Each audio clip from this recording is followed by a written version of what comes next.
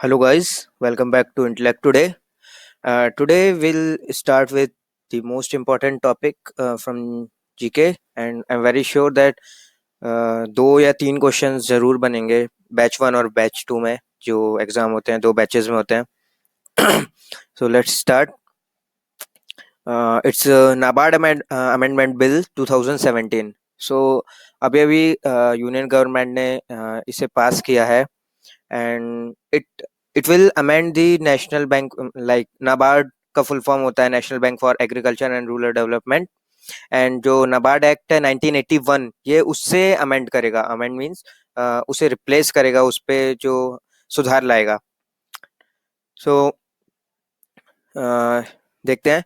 नाबार्ड का जो फंक्शन होता है सबसे पहले कि it is responsible for providing and regulating facilities like credit for agriculture and industrial development in the rural areas so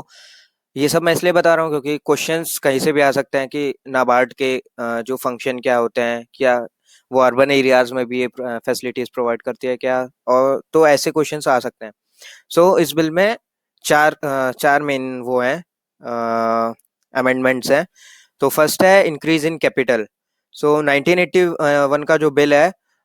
वो 100 करोड़ पे कैपिटल पे एस्टेब्लिश हुआ था और as per the 1981 bill NABARD can have the capital of 100 up to the capital of 100 crores and it can be increased by the central government up to 5,000 crore rupees with the consultation of RBI तो ये याद रखिएगा 100 करोड़ की capital हो सकती है और ये सेंट्रल गवर्नमेंट इसे बढ़ा के 5,000 करोड़ तक लेके जा सकती है लेकिन उसके लिए आरबीआई का कंसल्टेशन जरूरी है नया बिल जो है वो कहता है कि इस ये जो कैपिटल है ये नाबार्ड की 30,000 करोड़ तक के हो सकती है 30,000 करोड़ रुपीस तक के एंड अगर उसे उससे ज्यादा बढ़ाना है गवर्नमेंट को more than 30,000 crore rupees then they will require RBI consultation okay तो ये बहुत ही इंपॉर्टेंट पॉइंट है सेकेंड है reference of the company act so company act भी 2013 में चेंज हुआ था सो 1981 का जो बिल था वो रिफर करता है कंपनीज एक्ट 1956 को सो ये जो नया बिल है वो रिफर करेगा कंपनी एक्ट 2013 को और ये एक्ट जो मतलब किया गया है अमेंडमेंट वो दो चीजों से डील करने के लिए मेनली किया गया है definition of a government company obviously अगर 1956 का एक्ट को रिफर कर रहा है और प्रेजेंट कंपनी एक्ट 2013 है तो दोनों में डेफिनेशन अलग अलग थी so to amend the definition of government company and qualification of the auditors जो हमारे ऑडिटर्स हैं उनके क्या क्या क्वालिफिकेशन होना चाहिए third is transfer of RBI share तो पहले ये था कि RBI and government should have at least 51% share in the NABARD. Okay. Now, government alone must hold at least 51% of share. So, जो आरबीआई से गवर्नमेंट को ये शेयर गया है पहले आरबीआई और गवर्नमेंट दोनों इसे होल्ड करते थे अभी गवर्नमेंट अकेले ही 51% को होल्ड करना चाहिए मिनिमम 51% को और इससे जो आरबीआई के शेयर गवर्नमेंट के पास गए हैं उनकी जो वैल्यू है वो 20 करोड़ रुपीज है okay so next is MSME micro small medium enterprise इस पे क्या चेंजेस होते हैं हुए हैं वह देखते हैं so the bill replaces the MSME development act 2006 okay so this bill replaces the MSME Development Act 2006 where NABARD was responsible for providing credit and other facilities to industries having an investment of up to rupees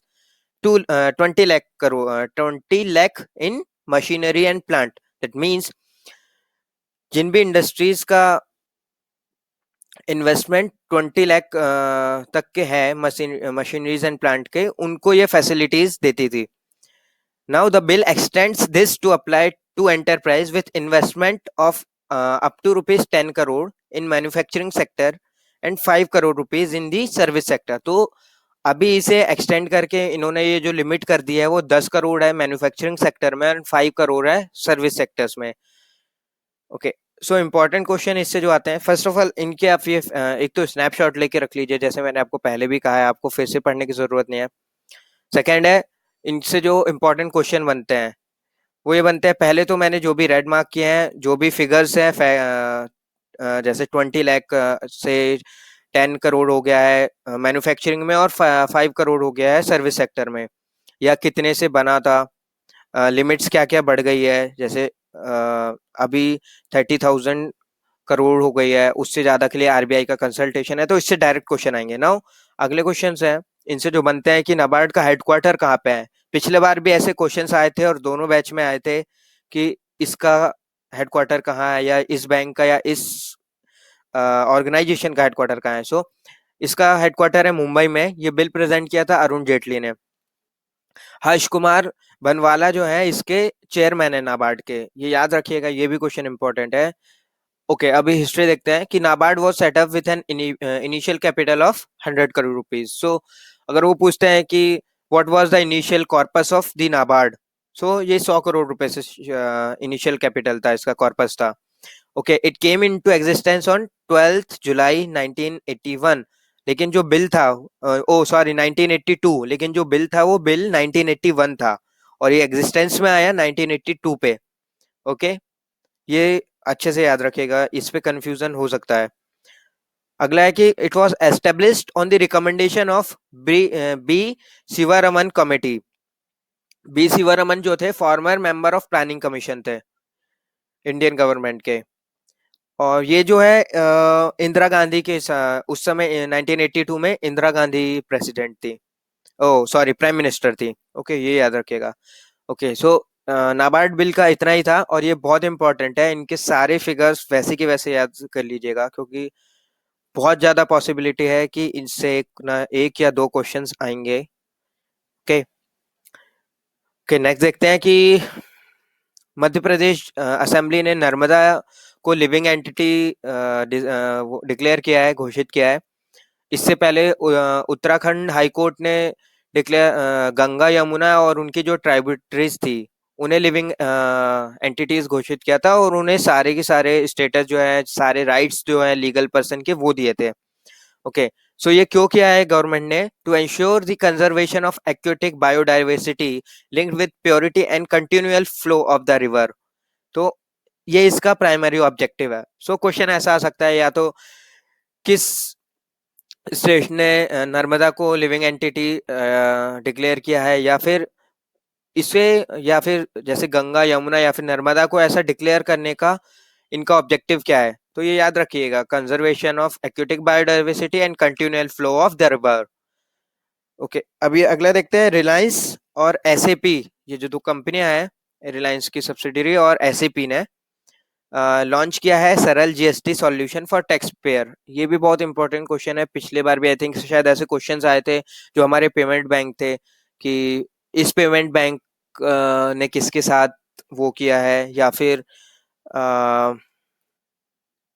ये वाली mobile application किसकी है, या किस bank की है, या ये स्लोगन किसका था। तो ऐसे आते रहते हैं कि सरल जीएसटी सॉल्यूशन किसने किया है, तो ये रिलायंस और एसएपी ने मिलके, एसएपी भी एक बड़ी कंपनी है, आईटी कंपनी है, उन्होंने लॉन्च किया है। Okay, this offering will enable tax